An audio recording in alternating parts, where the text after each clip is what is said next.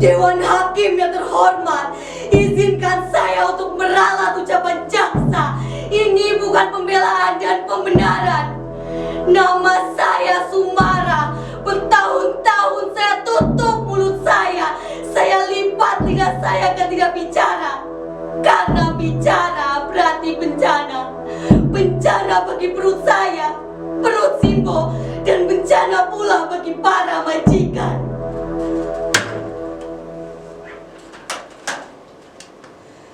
Dari kecil, saya tidak pernah berani mendongakkan kepala. Apalagi di Karangsari, tempat saya dilahirkan. Orang-orang Karangsari selalu membuat saya menunduk dengan bisikan dan tatapan curiga mereka. Saya ingat betul ketika Pak Kasirin, guru madrasah saya, menerangkan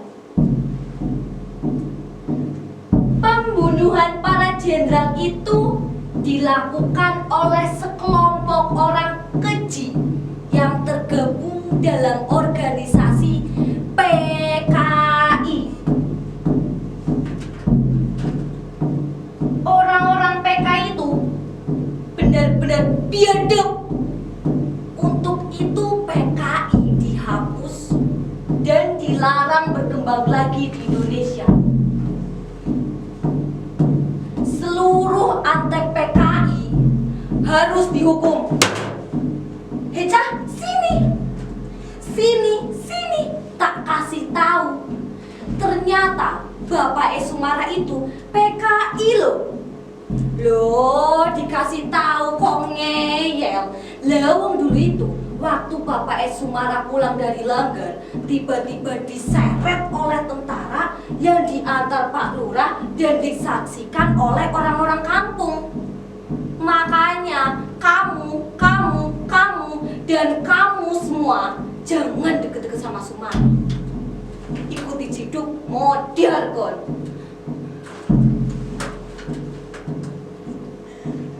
Bapakku bukan PKI. Betul kata Simba. Mbok dulu ndak usah jadi kusirandong, ndak usah niris kelapa, ndak usah setor gula ke Dinwasto, sehingga harus mengurangi setoran ke Pak Lurah dan Projo. Lihat akibatnya. Hanya karena Dinwasto itu langganan andongnya Bapak, dan dia mengizinkan pohon kelapanya untuk diteres, Bapak jadi ikut-ikutan diciduk setelah Dinwasto diseret oleh tentara. Sejak saat itu, Simbo, Kang Rohima dan Yudhasri tak pernah lagi melihat Bapak. Dan saya sekalipun tak pernah melihat wajahnya.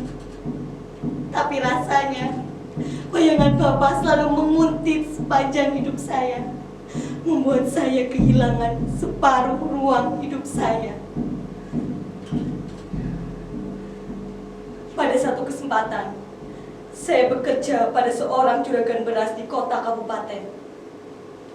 Namanya Bu Juwanti. Selama bekerja di sana, saya jatuh cinta pada seorang laki-laki. Namanya Mas Edi.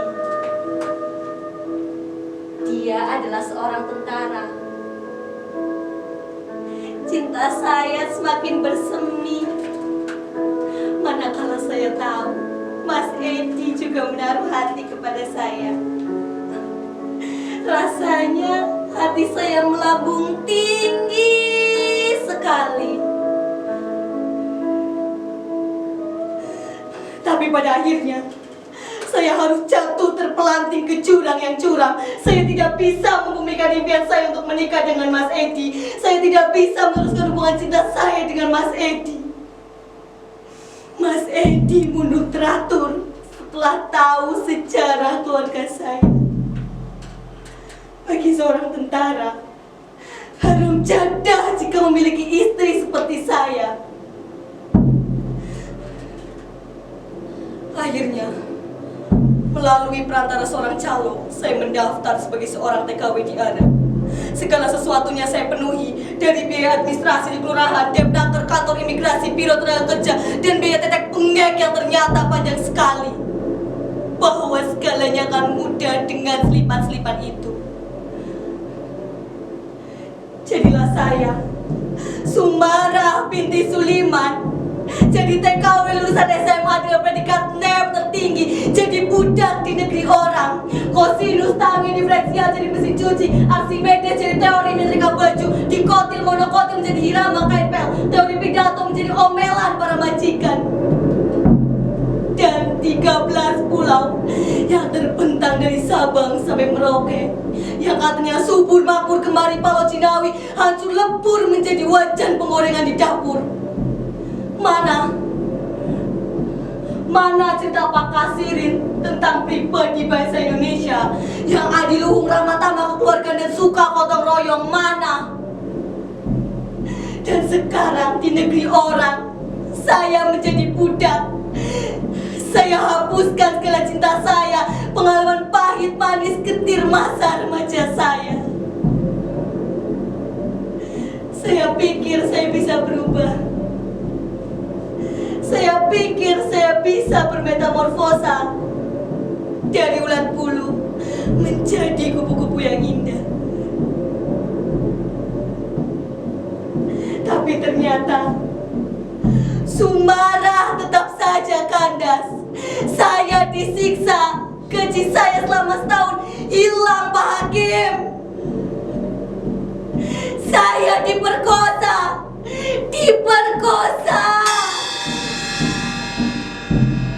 Tapi tidak, Pak Hakim. Saya harus berani mendongakkan kepala, meludahi muka orang yang sudah merendahkan saya, mengambil pisau, yang kemudian saya hunuskan mata pisau itu ke jantung hatinya.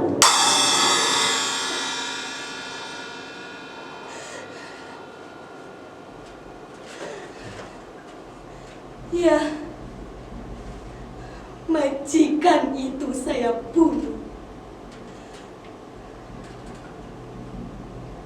Dewan Hakim yang terhormat, inilah saya, Sumarah binti Suliman, siap mati karena saya